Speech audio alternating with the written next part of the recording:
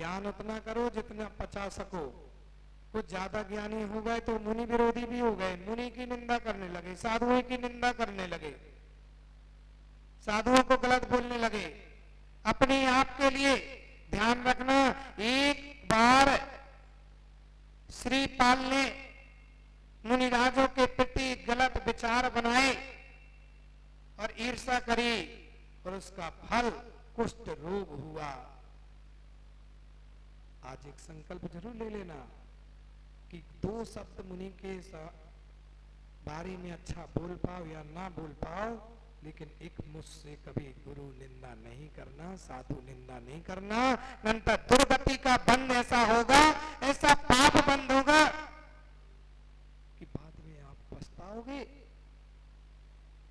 कभी साधुओं की निंदा मत करिए, बुराई नहीं। आपके अनुकूल चर्या नहीं हो रही, आपके अनुकूल नहीं लग रहा है तो मध्यस्थ हो जाइए, आप मध्यस्थ हो जाइए। या इतनी शक्ति है तो उनके पास कमरे में जाकर के धीरे से बोलिए कि हे भगवान, आप धरती के देवता हैं, आप दिगंबर मुद्रा धारण किए हैं भगवान, आप जो कार्य कर रहे हैं इससे धर्म प्रभावना नहीं हो पा रही है, इसलिए हे भगवान ये कार्य आप ना करें, चल जाएगा। लेकिन आपने 4 लोगों के बीच में कह दिया। सती सीता ने क्या किया था पूछ लीजिए।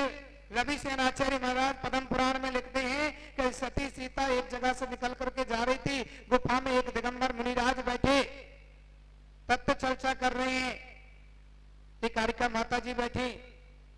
सीता ने जैसे देखा तो पूरे गांव में हल्ला कर दिया कि मुनिराज तो अकेले बैठे माता जी के साथ, गड़बड़ है।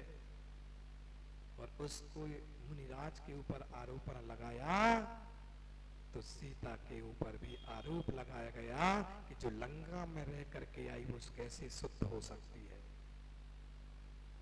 लंका में रह करके आई वो कैसे शुद्ध रह सकती है, इसलिए उसको घर से निकाला जाए। ध्यान रखना, तुम दूसरों के ऊपर उंगली उठाओगे, एक उंगली दूसरे के ऊपर करोगे तो 3 उंगली तुम्हारे ऊपर भी। कभी साधुओं के ऊपर उंगली मत उठाइए, साधुओं की निंदा मत करिए, साधुओं की बुराई मत करिए। आपके अनुकूल क्रिया नहीं मिल रही है, चर्या नहीं मिल रही है तो मध्यस्थ हो जाइए, हाथ जोड़ लीजिए, नमोस्तु भगवान।